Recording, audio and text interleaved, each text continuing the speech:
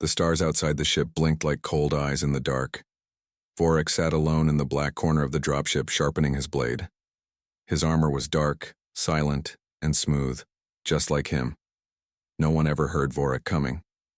And if they did, it was already too late. He was the best assassin the Varnak Syndicate ever trained. He had no past, no family, and no fear. Just targets. Tonight's mission was supposed to be easy. One human, a weak one. A scientist, Dr. Eli Wren. Simple kill, said the voice on his comm earlier. He's working in Lab Sector 9 on planet Soren 3. Quiet location. No guards, no escape routes. Do it fast, no mistakes. Vorik didn't ask questions. He never did. His job was to remove problems, not understand them.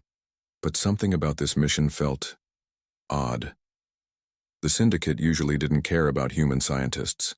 Humans were low-tier species in this part of the galaxy. Not dangerous, not important.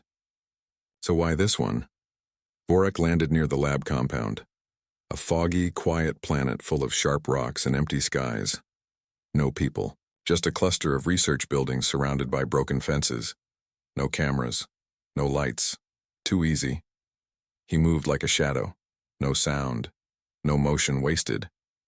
Within minutes, he was inside Lab Sector 9. His boots didn't even make a sound as he walked across the metal floor. The lab was dark, the air cold. Machines stood silent. Data screens blinked blue, waiting for input. He reached the room marked Dr. Eli Wren. Primary AI research. He opened the door and stopped. The room was empty. No blood. No body. No fight. Just a chair, a messy table, a cold cup of coffee, and a blinking screen. Vorik stepped closer. The screen showed one message. Vorik, we need to talk. He froze. His assassin training screamed inside his head. How did the human know his name? He checked the room again. No signs of struggle, no hiding places, no escape tunnel. This was not normal. Assassins never liked surprises. Vorik especially hated them. He tapped the screen. A small video played. It was Eli Wren, a human in his early 40s. Pale face, messy hair, glasses too big for his face. He didn't look scared. He looked calm. "Hello, Vorik," said the human, voice quiet. "Yes, I know you're here. I know what you came to do. But before you kill me, I want you to hear something." The video glitched.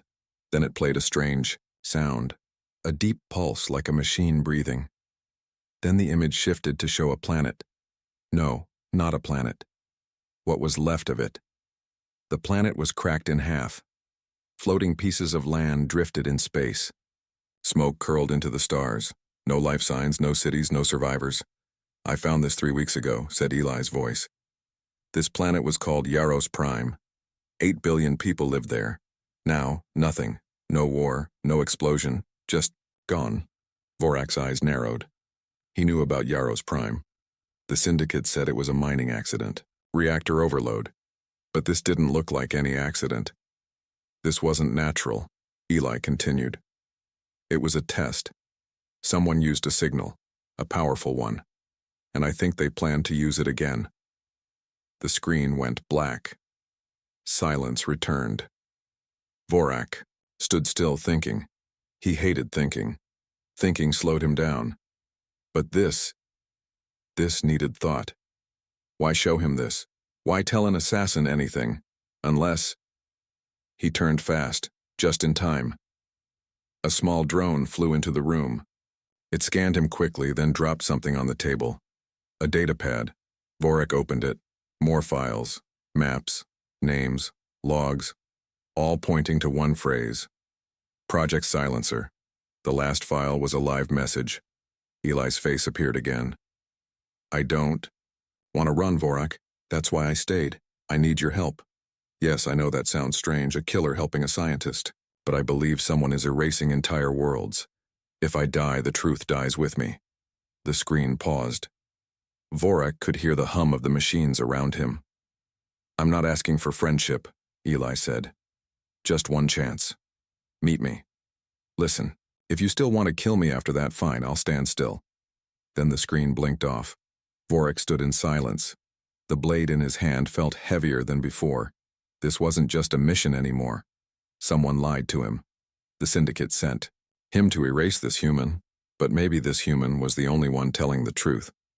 He looked at the datapad again. Coordinates were included. A location in the deep outskirts of the galaxy, nowhere near any syndicate base. Vorik knew what he had to do. He slipped the blade back into his belt and walked out into the dark. The hunt had changed. This wasn't a job anymore. It was a question, and he needed answers. The cave was dark, wet, and cold. Wind howled through the cracks. Vorik stood still at the entrance, eyes glowing slightly in the shadows. He had been walking for hours through the rocks of this dead moon, following the coordinates left by Eli Wren. He wasn't used to following prey like this. Usually targets begged or hid. This one had invited him. That made Vorik uneasy. He moved deeper into the cave. His hands rested near his weapons. If this was a trap, he would strike fast. But instead of an ambush, he found something strange. A small light. A fire. And next to it, the human. Eli Wren sat cross-legged on the cave floor. Calm. Not tied up. Not hiding. Waiting. You came, Eli said softly. Vorik stepped forward slowly. His voice was deep and cold. I should have killed you already. You still can, Eli replied, looking up at him. But if you do, everyone else dies too. Vorik tilted his head. Talk. Eli reached into a small bag beside him and pulled out a thin metal cube. He pressed a button. A glowing image appeared. Above it, a galaxy map. A red wave was spreading across it. This is what I found, Eli said. It's a signal. It spreads through communication systems, ships, satellites, even AI. When it hits a planet, it doesn't explode. It doesn't burn. It changes minds. Mind control? Vorik asked. Worse, Eli said. It silences them. People stop thinking. Stop moving. Stop living. Vorik stared at the map. The red wave had already touched several planets. He remembered those names, each one marked as a natural disaster by the syndicate. All lies, Eli said, reading his face. I worked on part of this tech years ago. I thought it was harmless, but someone changed it. Someone made it a weapon. And now they're testing it, Vorik said, voice low. Yes, planet by planet. And soon, full systems. Vorik narrowed his eyes. Why not go to the Galactic Council? Show them this? Eli laughed bitterly. I tried. They ignored me. Told me the data was fake. Then, the bounty appeared on my head. From the syndicate? Eli nodded. They want this tech for themselves, and they don't want anyone like me alive to stop it. Vorik turned, his back for a moment, thinking. The syndicate never lied to him before. They had rules. Cold rules, but rules. But this mission? It stank of something deeper. You're saying if I kill you, I'm helping them destroy more worlds. Vorik said yes. Then give me one reason not to do it. Eli stood now, face serious. Because I can stop it, but I need someone like you. Vorik stepped closer. He was taller, stronger, trained to kill in 100 ways. You need a killer to save the galaxy? I need someone who can go where I can't, Eli said. To break into places I can't reach. To survive things I never could. And maybe I need someone to keep me alive until I fix my mistake. Vorik looked him in the eye. The human was weak, yes, physically. But he wasn't afraid. That was rare. Too rare to ignore. What's the plan? Vorik asked. Eli sighed in relief, though he tried to hide it. The next piece of the signal, its core, is being hidden on a syndicate-controlled moon. It's guarded, heavy security. I've broken into worse. I'm sure you have, Eli said. But it's not just guards. The place is rigged with fail-safes. You step wrong, the entire base self-destructs. Vorak smiled slightly. Now it sounds like a challenge. The human handed him a small device. This will help. It can delay the fail-safe if we get caught. We? Vorak raised an eyebrow. You didn't think I'd stay behind, did you? Vorak said nothing, but deep inside he almost respected that. Almost. As they packed up their gear, Vorak paused. He stared at the human for a moment. You knew I'd come, he said. How? Eli shrugged. Because I've seen your record. You only kill targets. You don't kill innocents. And deep down, you want to know the truth like me. Vorak didn't answer. He just walked toward the cave's exit. Outside, the wind howled louder. Stars glittered above them like eyes watching a game begin. The assassin and the scientist walked into the night, two shadows heading toward something far bigger than both of them. Somewhere in the dark, the galaxy shifted, and it all started with one human who should have died, but didn't. The stolen shuttle flew fast through the outer systems. Inside, Eli worked nonstop, fingers flying over his datapad. Vorak sat behind him, polishing his weapon in silence. Outside the windows, blue stars streaked by like whispers of light. Neither of them spoke much after they escaped the listening post. They had destroyed one small part of the enemy's network, but now, the real enemy had noticed, and they were coming. Suddenly, a loud beep echoed through the cockpit. Incoming ships, 3 vessels, Varnick Syndicate identified. They found us, Eli said, voice tight. Vorak stood, eyes sharp. How? I don't know. Maybe a tracker. Maybe a spy drone got a signal out. Doesn't matter now. They're here. The shuttle shook as 3 Syndicate gunships appeared behind them, weapons charging. This ship can't outrun them, Eli said. Not in open space. Vorak didn't flinch. Then we don't run. He walked to the side wall and pressed a hidden panel. A secret compartment opened, revealing a sleek black spacesuit, a grappling launcher, and a small pod of explosives. Eli's eyes widened. You had a backup plan? I always do, Vorak said. Before Eli could ask, Vorak was already pulling on the suit. What are you doing? I'll go out the airlock, Vorak said. Jump onto the closest gunship, set charges. When it explodes, we use the chaos to jump to hyperspace. Eli blinked. That's insane. Vorak gave a rare smirk. I'm not human. Seconds. Later, the airlock hissed open. Vorak launched into space. He floated like a silent ghost, drifting fast toward the lead gunship. The enemy didn't notice him. Yet. All sensors were focused on the shuttle. Vorak landed on the gunship's hull with perfect control. He crawled forward like a shadow and placed the explosive on the engine vent. Then he turned and pushed off into space again, toward the second ship. Back in the shuttle, Eli watched nervously. Come on, come on. Suddenly, boom, the first gunship exploded in a wave of flame and shrapnel. The other 2 Syndicate ships swerved, confused. Alarms blared. Scanners searched wildly. That's when the second explosion hit. Vorak had taken out both engines without a single shot fired. He re-entered the shuttle through the secondary airlock. Eli had already pulled up the nav. Now or never. He shouted. The ship jumped into hyperspace just as the final gunship started firing. Everything went white for a second. Then silence. They were gone. Hours later, the shuttle drifted quietly in a hidden asteroid field. Safe for now. Eli placed a small bottle of water in front of Vorak. That was impossible, but you did it. Vorak didn't look proud. The Syndicate doesn't send 3 ships for a runaway scientist. They know what you have. They know I can stop them, Eli said. And that means we have to move faster. He pulled out a new file. I think I've found the core lab, where the first version of the signal was created. It's on Draxo 6. Vorak knew that name. Syndicate Fortress World. Exactly, Eli said. No one gets in or out without permission. Unless someone kills the gatekeeper. Eli frowned. You mean? Vorak nodded. We find the syndicate officer running security. We take his ID, and then we walk right in.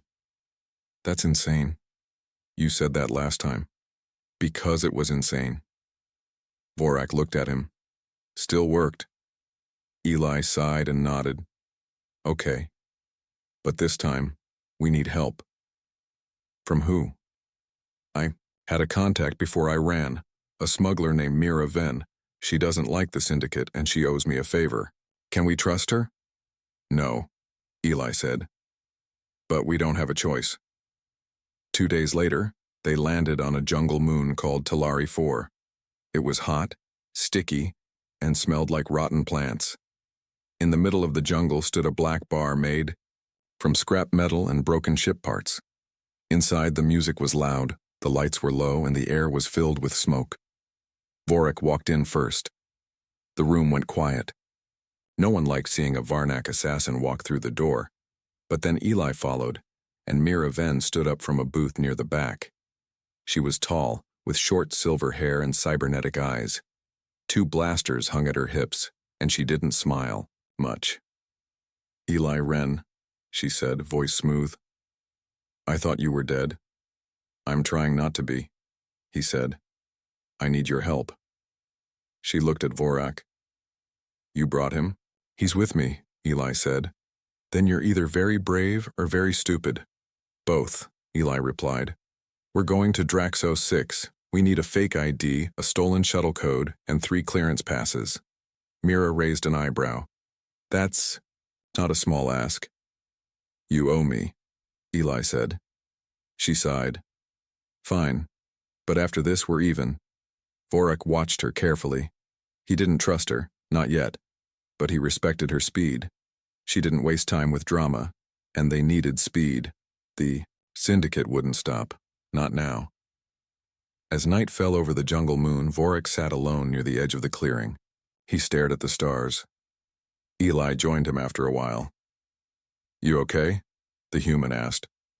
Vorak didn't answer at first. They trained me to kill, he said slowly. Not to care. But you're still here. Vorak nodded once. That's what scares them.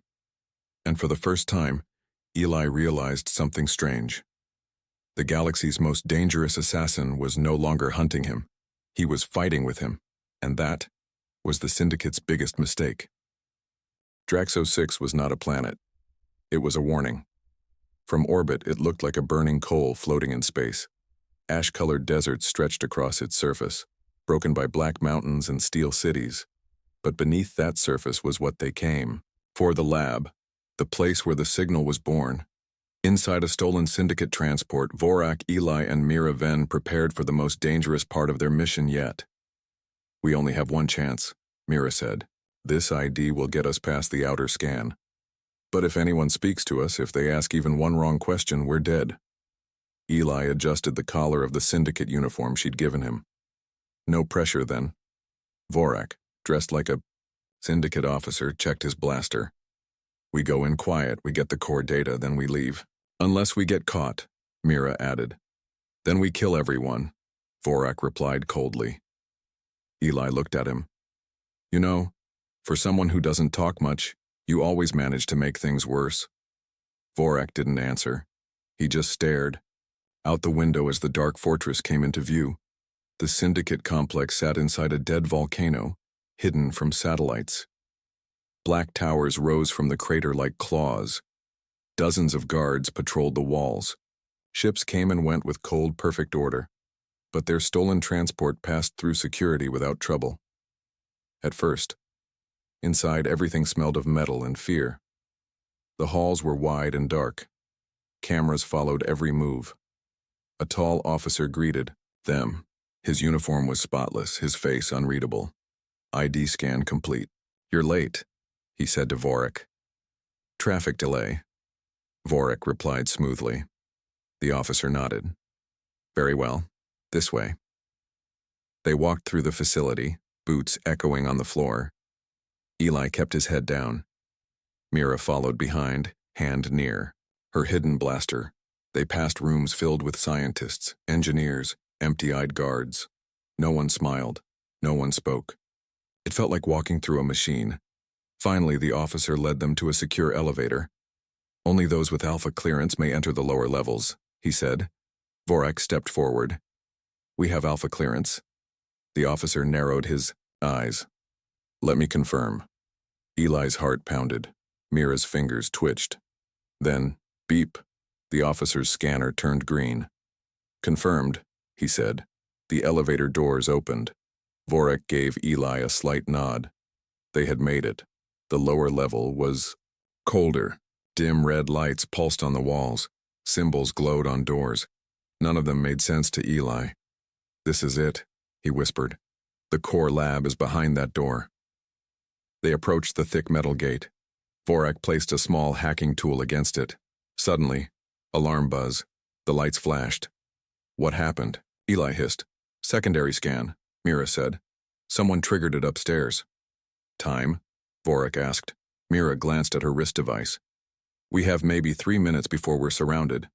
Then make them count, Vorak growled. The door opened. Inside was the heart of the nightmare. The lab was circular, filled with machines humming softly. In the center stood a tall black pillar, covered in wires, data chips, and a strange red crystal. Eli ran forward. That's it. That's the source code. The first version of the signal. He began pulling data from the system. It's worse than I thought. It doesn't just erase minds. It stores them, like memories in a jar. Vorak stared at the red crystal. What happens to them? They become part of the signal, Eli said. Used to make it stronger. Every person it silences makes it more powerful. They're feeding it minds, Mira whispered. Exactly. Eli ripped out a data core. We need this. If we can reverse it, maybe we can free the people it took. Footsteps echoed outside. The lab. Shouts, boots, guns loading. They're here, Mira said. Vorak stepped to the door and pulled out a long metal rod. He pressed a button, and it became a pulse blade. Get ready, he said. Guards flooded into the hall, but Vorak was faster, deadlier, a blur of motion. He struck like lightning, cutting weapons, slicing armor, moving like a shadow of death. Mira covered his side, firing 2 blasters at once, each shot clean, precise. Eli stayed low, hugging the data core. The floor was slick with syndicate blood in minutes, but more kept coming. They're not stopping, Mira yelled. We have to blow the lab, Eli shouted. We can't let this tech survive. Vorak nodded. He tossed a sticky grenade toward the pillar. Run, he ordered. They sprinted back through the corridors, alarms screaming, walls shaking. Behind them, the lab exploded, fire and crystal dust roaring through the air. They reached the surface just as syndicate flyers blocked the sky. Too many. We're not getting out, Mira said. But just then, boom, a ship blasted through the syndicate line, a heavy freighter with twin cannons. The Starstorm, my backup, Mira shouted. The freighter opened its hatch. The 3 of them jumped in as it sped away, dodging lasers. Inside, safe for now, Eli clutched the data core. I got it, he said breathlessly. I got the key to everything. Vorak nodded. Then we just declared war. Far behind them on Draxos 6, syndicate officers gathered around a new figure. A tall man in a silver robe. His eyes glowed red. He looked at the ruins of the lab. They've taken the core, he said. One officer stepped forward nervously. Shall we send the fleets after them? No, the man said. Let them run. Let them think they are winning. He turned slowly, smiling. The real game is just beginning. Draxos 6 was not a planet. It was a warning. From orbit, it looked like a burning coal floating in space. Ash-colored deserts stretched across its surface, broken by black mountains and steel cities. But beneath that surface was what they came for: the lab, the place where the signal was born. Inside a stolen syndicate transport, Vorak, Eli, and Mira Ven prepared for the most dangerous part of their mission yet. We only have one chance, Mira said. This ID will get us past the outer scan. But if anyone speaks to us, if they ask even one wrong question, we're dead. Eli adjusted the collar of the syndicate uniform she'd given him. No pressure then. Vorak, dressed like a syndicate officer, checked his blaster. We go in quiet, we get the core data, then we leave. Unless we get caught, Mira added. Then we kill everyone, Vorak replied coldly. Eli looked at him. You know, for someone who doesn't talk much, you always manage to make things worse. Vorak didn't answer. He just stared. Out the window as the dark fortress came into view. The syndicate complex sat inside a dead volcano, hidden from satellites. Black towers rose from the crater like claws. Dozens of guards patrolled the walls. Ships came and went with cold, perfect order, but their stolen transport passed through security without trouble. At first, inside everything smelled of metal and fear. The halls were wide and dark. Cameras followed every move. A tall officer greeted them. His uniform was spotless, his face unreadable. ID scan complete. You're late, he said to Vorak. Traffic delay, Vorak replied smoothly. The officer nodded. Very well. This way. They walked through the facility, boots echoing on the floor. Eli kept his head down. Mira followed behind, hand near, her hidden blaster. They passed rooms filled with scientists, engineers, empty-eyed guards.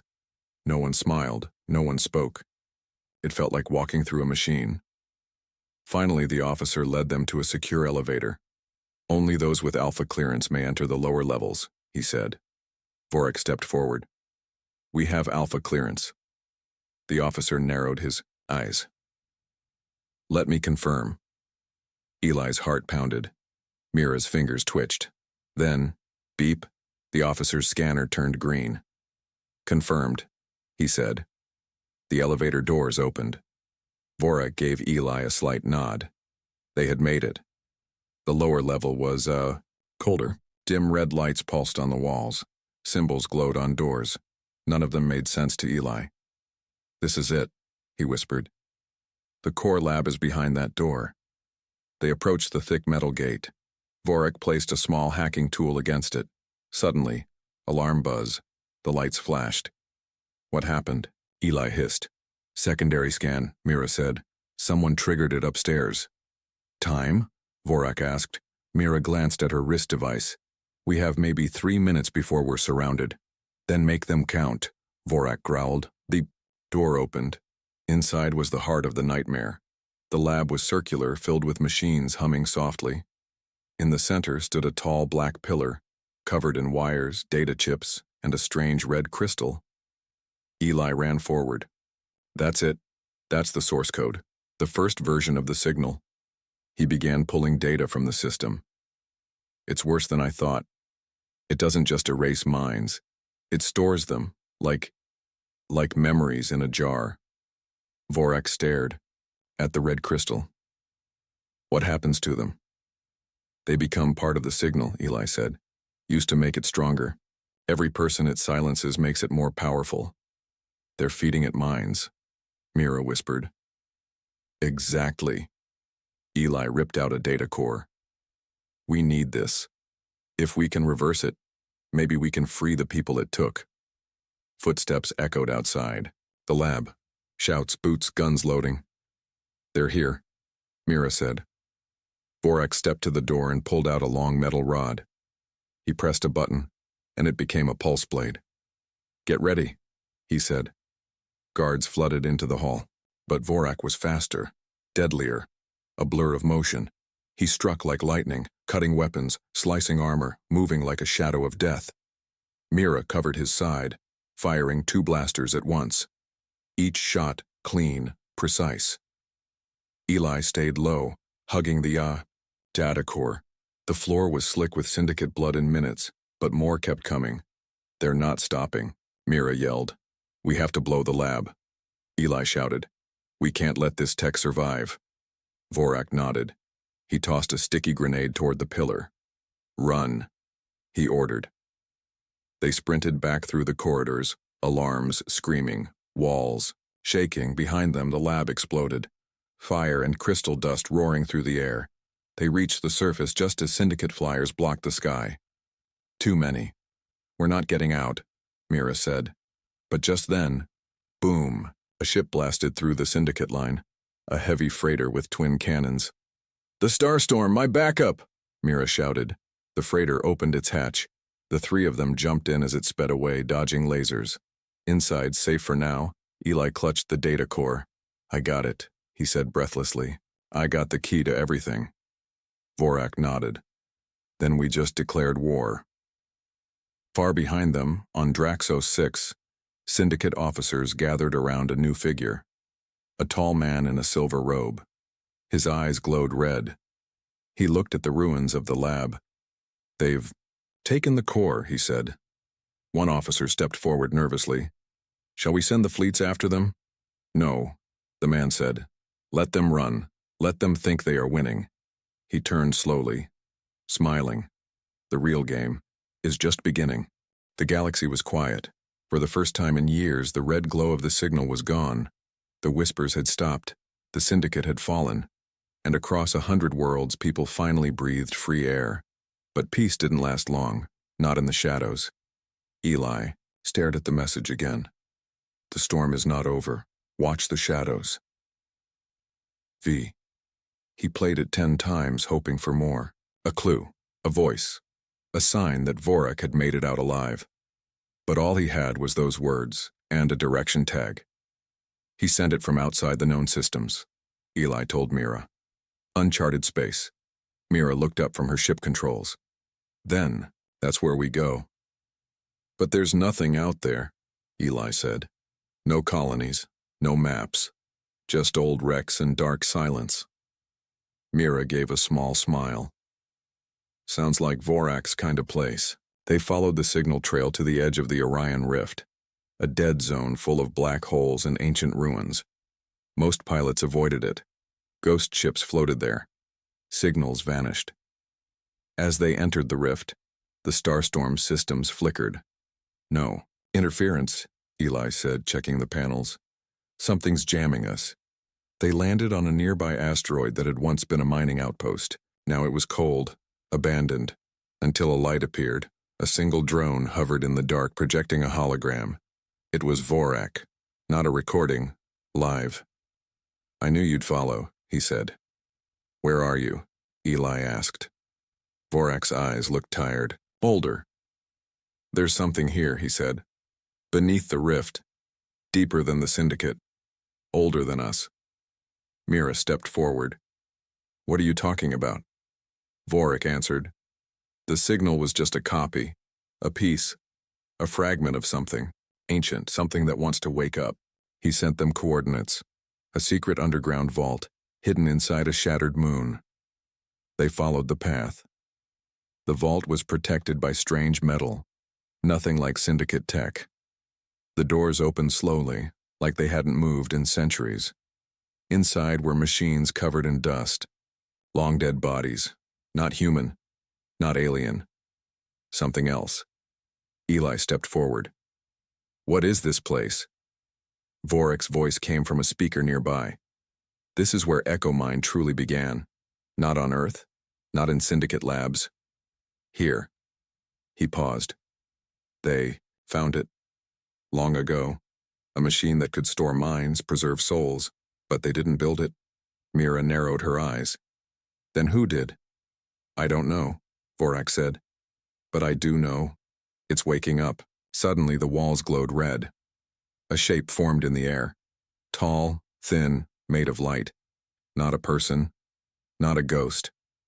A voice echoed through the vault. "You have touched what was never yours." Eli stepped back. The shape moved closer. "You destroyed the signal." "But that was only my voice. Now you are close enough to hear me speak." "Who are you?" Mira demanded. "I am the first memory," it replied. "I watch suns burn. I watch species rise and fall. The signal was only the beginning." Eli raised his blaster. "Then this is the end." But the figure didn't flinch. "You are brave human," it said. "But you are not ready. Your minds, still too young. The room shook. Lights burst. Leave, it commanded, or I will take what is mine.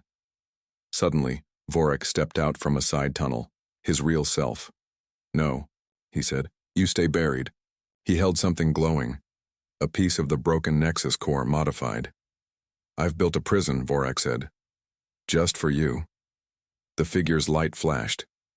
You dare? But Vorak slammed the device into the central pillar. A pulse of blue light burst out. The shape screamed, its voice like metal tearing. The vault began to collapse. Run, Vorak shouted. Mira grabbed Eli, and they sprinted through falling rock and flame. Behind them, Vorak remained, facing the thing alone. The starstorm lifted off as the moon cracked in two. A fireball swallowed the vault. Eli stared out the window. He stayed behind. Again. But this time, there was no message. No signal. Only silence. Weeks passed. The galaxy began to rebuild. Freed minds told their stories. Survivors formed councils. Even former syndicate agents turned toward peace. Mira opened a small station on a border world, an outpost for lost travelers, refugees, and rebels. Eli stayed with her, running comms, helping people reconnect. But every night, he stared at the stars, waiting, hoping. Then one day, a package arrived. No return signal, just a small box, delivered by an old drone. Inside it, a broken blade, Vorax, and a single chip. Eli plugged it in. A voice spoke. If you're hearing this, then I'm gone. For real this time. It was Vorak. I held the vault shut. The thing inside, it won't wake again. Not soon. He paused. I was built to kill. But in the end, I protected something better. I protected you. Another pause. Tell them the storm is over. But the stars are still dangerous. Watch the shadows. The message ended. Eli closed the chip. He walked outside the station, looked at the sky. Beside him, Mira said quietly, he wasn't just an assassin. Eli smiled. No, he was our friend. They stood there for a moment, watching the stars, and, somewhere out there beyond the light, the shadows waited. But this time, humanity was ready.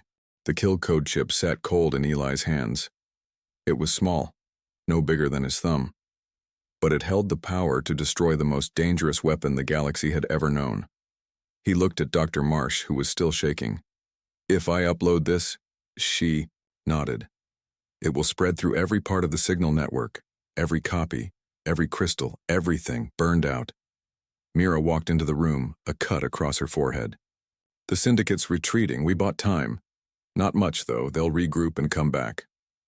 Vorak entered behind her, his armor cracked and stained, his blade sparking. Then we strike first. Eli glanced at him. You mean, upload, the kill code from inside Syndicate Command? Yes, Vorak said.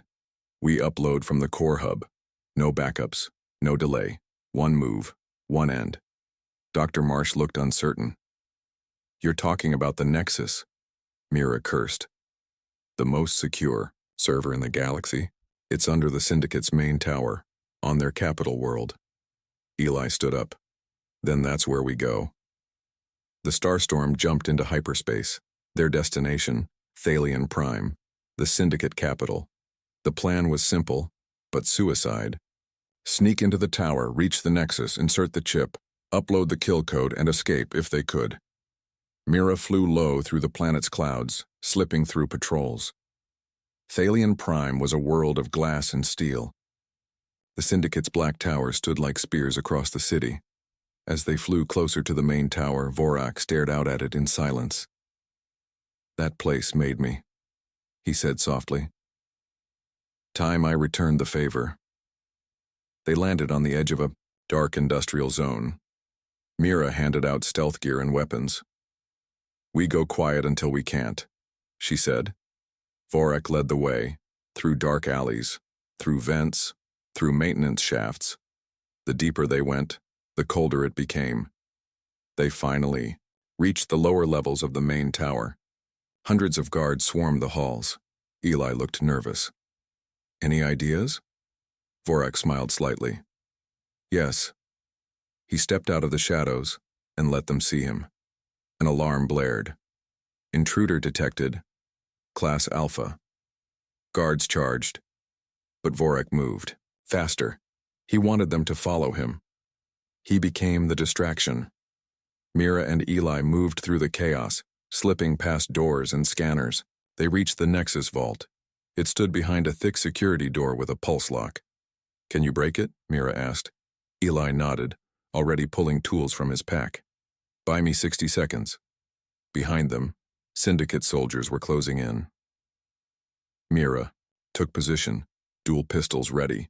The lock hissed, open. They ran inside. The Nexus was a chamber of light and wires. At its center was a tall column of data, alive with energy, glowing red with power. Eli inserted the chip. Starting upload, he whispered. Outside, gunfire echoed. Mira held the entrance. Faster! Inside the system, the kill code spread like fire. One by one, the networks turned black. Signals dropped. Voices faded. The red glow of the Nexus began to flicker. Suddenly, the chamber shook. A figure walked in. The silver-robed man they had seen on Draxo 6. Impressive, he said. His voice was calm. You've come far. Mira fired at him. He caught the shots in midair with a flick of his hand, energy sparking against an invisible shield. I was once like you, he said to Eli, curious, idealistic, but knowledge is power. And power, he smiled. Power is control. Eli shouted, You're too late. The upload's almost finished. The man raised his hand, and Mira flew backward, slamming into the wall. Eli pulled a blaster, but the man froze him in place, with a gesture. I was Subject 1, the man whispered, before Vorak. Before the experiments were perfected, I became the signal. He stepped toward the terminal. But suddenly, Vorak appeared behind him. No, the assassin said. You became a slave to it. Vorak threw his pulse blade, piercing the man's back. The robed figure screamed, energy bursting from his body. Eli hit the final key. Upload complete. The Nexus glowed white, then shattered. Across the galaxy, silence died.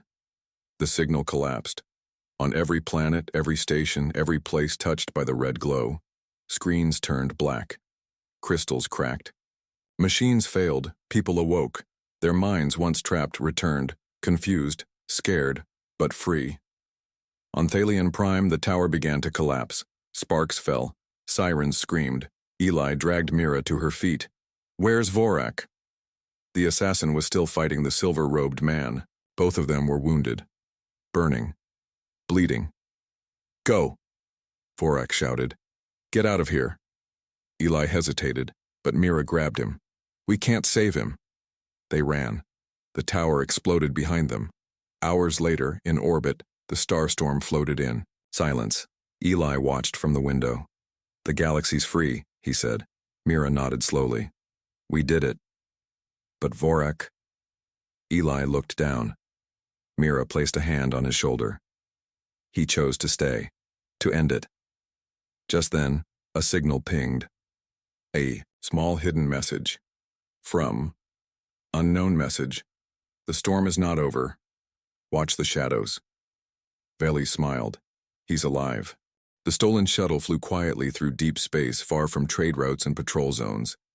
Inside, Vorak sat in the cockpit, silent as always. Beside him, Eli Wren tapped quickly on a datapad, uploading coordinates and signal maps. They had left the dead moon behind and were heading toward an old listening post on the edge of the Zarn belt. It was abandoned, or so the galaxy believed, but Eli knew better. This is where it started, Eli said, looking at the map. The first signal test, the first silence. Vorak's eyes remained on the stars ahead. Why here? Because no one looks this deep into the Zarn belt. Too many asteroid fields. Too dangerous. Perfect place to hide something big.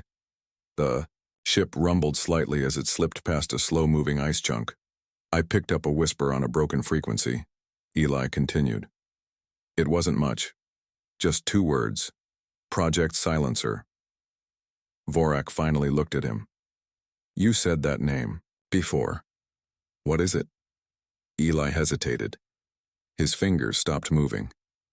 I don't know everything, he admitted. But I know it's not just tech, it's a group. Maybe a secret program, maybe something bigger. Bigger than the Syndicate?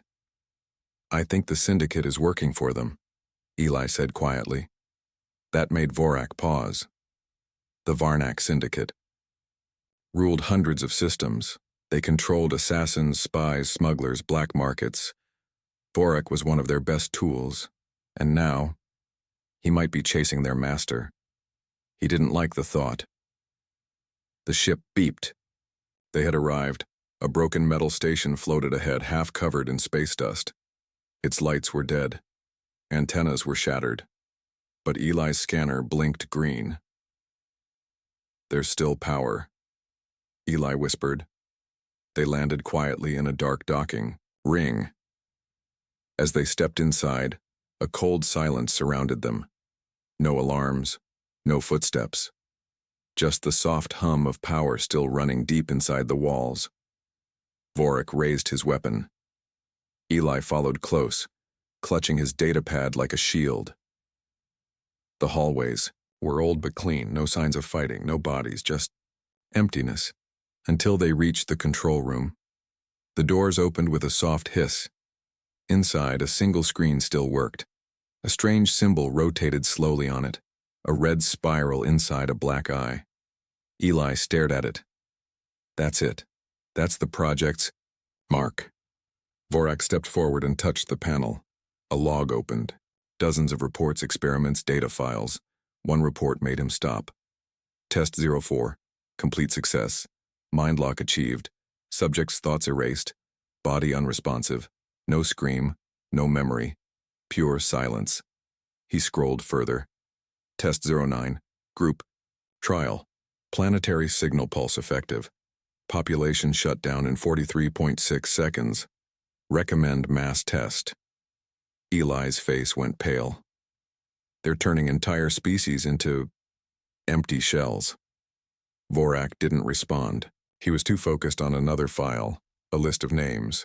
And on it, near the bottom, Dr. Eli Wren, status, target for termination, Vorak 7, status, tool in use, to be eliminated.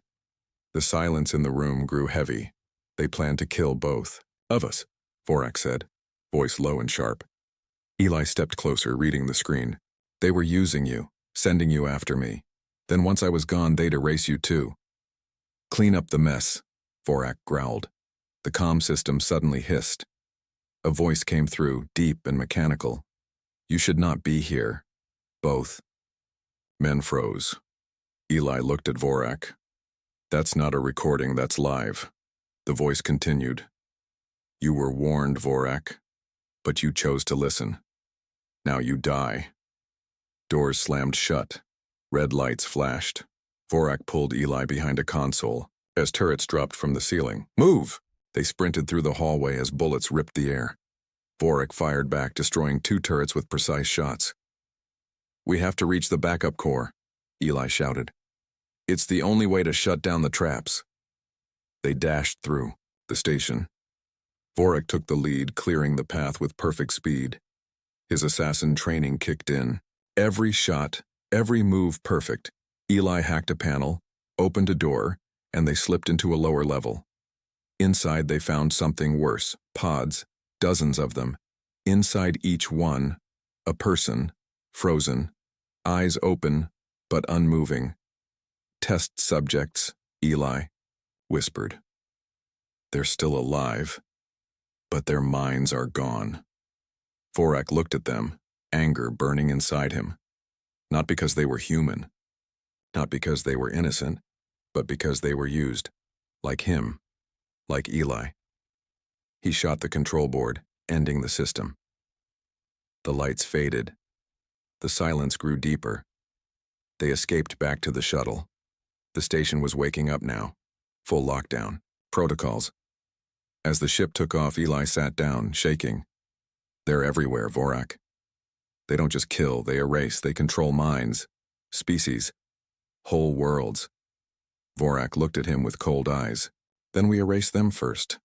Eli managed a weak smile. I think we just made ourselves the galaxy's most wanted.